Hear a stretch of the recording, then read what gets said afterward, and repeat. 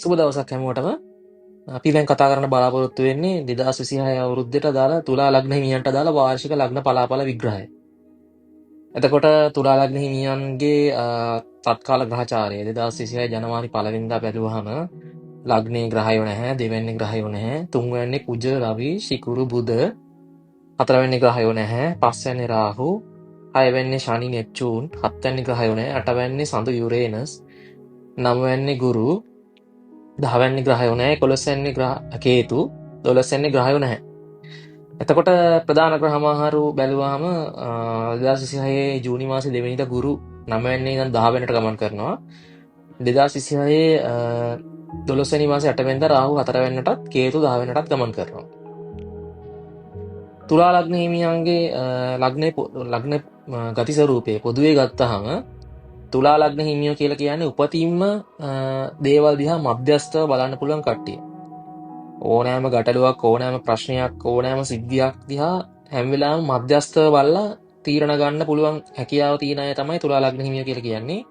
ඒ වගේම ගොඩක් වෙලාවට තුලා ලග්න හිමියෝ ගේ ක්‍රියාවන් බොහොම සෞම්‍යයි. ඒ කියන්නේ ඒගොල්ලන්ගේ හැඟීම් බොහොම තදබල හැඟීම් තියෙන. ඒ කියන්නේ තද හැඟීම් තියෙනවා. දේවල් පිළිබඳව මොකක් හරි දෙයක් සිදු වුණාම ඒක ගැන තදට හිත රිදෙනවා. හැබැයි ඒගොල්ලෝ ඒ හිත රිදුනා කියලා ඒ දේවල් වලට ක්‍රියාත්මක වෙන්නේ නැහැ. ඒක තමයි තුලා ලග්න හිමියන්ගේ විශේෂත්වය. අනිත් පුද්ගලයා අනිත් පාර්ශවය ගැන හැම වෙලාවෙම හිතනවා. එයාට හිත රිදෙයිද? එයාට මම මේ කරන දේ මොනවා හිතෙයිද කියලා හැම වෙලාවෙම අර ඒ හැඟීම නිසා දේවල් කරන ගතිය අඩුයි. ඒ වුණාට දේවල් උපතින්ම බැලන්ස් කරන්න පුළුවන්. හැම වෙලාවෙම දේවල් දිහා බැලන්ස් කරලා බැලන්ස් එකේ හැම දෙයක් දිහා බලන්න පුළුවන් කට්ටිය තමයි තුලා ලග්න හිමියෝ කියලා කියන්නේ. එතකොට තුලා ලග්න හිමියන්ට 2026 අවුරුද්ද කොහොමද කියලා බලනකොට තුලා ලග්න හිමියන්ට 2026 අවුරුද්ද මිශ්‍ර ප්‍රතිඵල තමයි ලබා දෙන්නේ. විශේෂම කාරණය තමයි තුලා ලග්න හිමියන්ගේ අවුරුද්ද අවසානයේ ඉඳන් අන්තිම දක්වාම සෙනසුරු ග්‍රහය 6 වෙනි ගමන් කිරීම සහ ගුරු ග්‍රහය 9 වෙනි සහ 10 වෙනි ගමන් කිරීම. එතකොට ගුරු ග්‍රහයක් තුලා ලග්න හිමියන්ගේ පහුගිය අවුරුදු 3 කාලය තුලම ඉතාමත් අවස්ථායක තත්ත්වයක තමයි හිටියේ. ඔබට ඔබගේ වෘත්තීය තත්ත්වයන් සහ ආදායම් පිළිබඳව ඉතාමත් ගැටලුකාරී තත්ත්වයක තමයි ඔබ හිටියේ. එතකොට මේ ගුරු ග්‍රහය 9 වෙනි ගමන් කිරීම කියන කාරණාව ඇතුලේ ඒ ඔබට අහිමි වෙච්ච ආදායම නැවත ක්‍රමක්‍රමයෙන් වර්ධනය වෙන තත්ත්වයක් තියෙනවා. ඒ වගේම හැබැයි මෙහෙම දෙයක් තියෙනවා.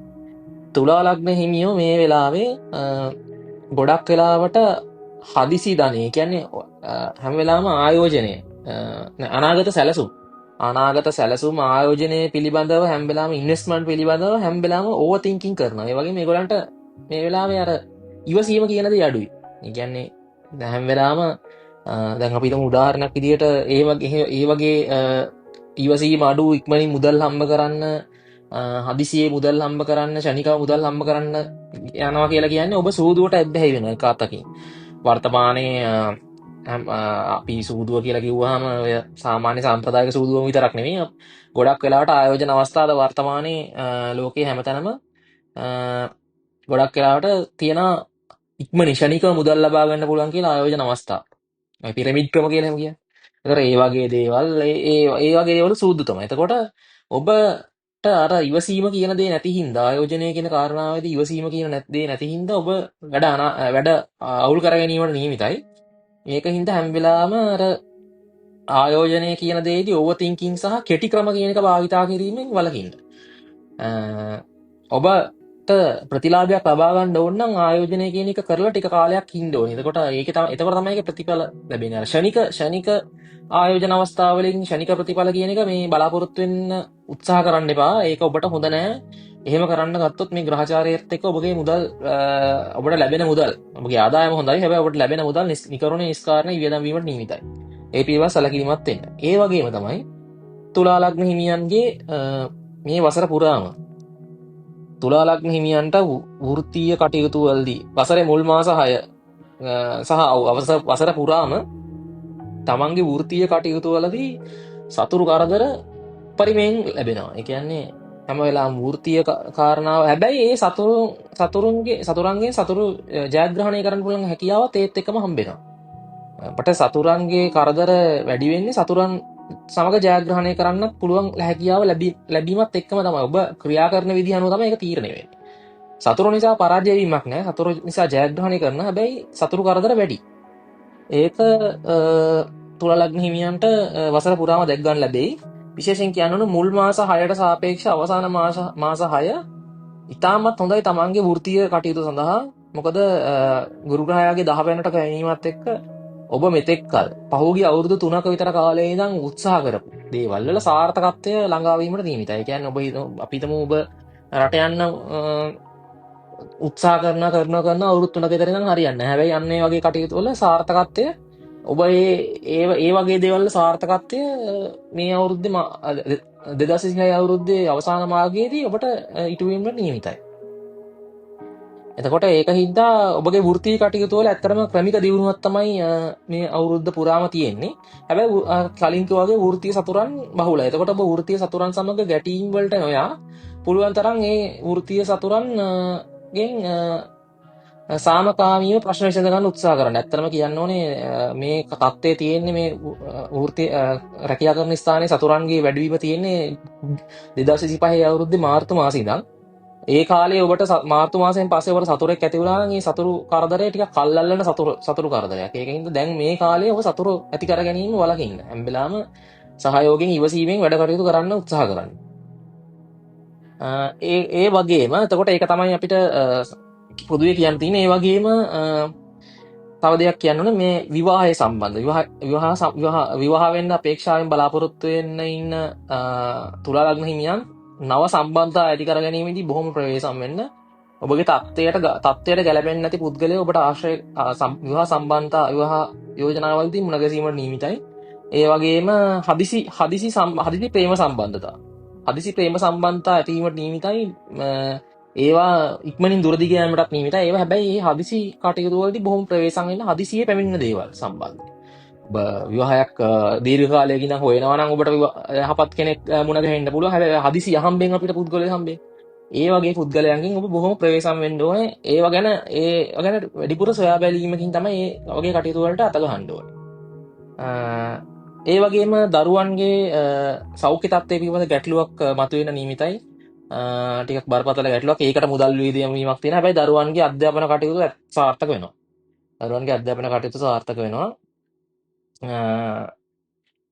ඔබ තව වැදගත් කාරණාවක් තමයි ඔබ මේ අවුරුද්ද පුරාම ඔබගේ ආගමික විශ්වාසයන් වල වර්ධනයක් තියෙනවා.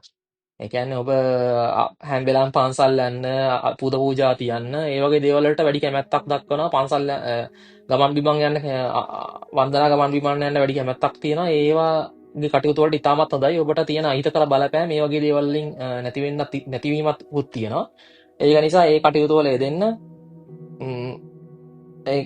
සාරාංශයක් විදිහට ගත්තාම ජනවාරි 16 වෙනිදා ඉඳන් පෙබරවාරි 23 වගේ කාලය අතරතුර විවාහකයා ඔබ විවාහ වෙලා නම් ඉන්නේ විවාහකයාගේ රැකියාව පිළිබඳ තිබු ප්‍රශ්නයක් निराකරණය වෙලා විවාහකයාගේ තත්ත්වයේ ගෞරවය ඉහළ යන කාලයක්. ඒ හරහා ඔබගේ දැනට තියෙන මානසික ප්‍රශ්න යම්කිසි මට්ටමකට අඩු වෙනවා. ඒ වගේම අප්‍රේල් 1 වෙනිදා ඉඳන්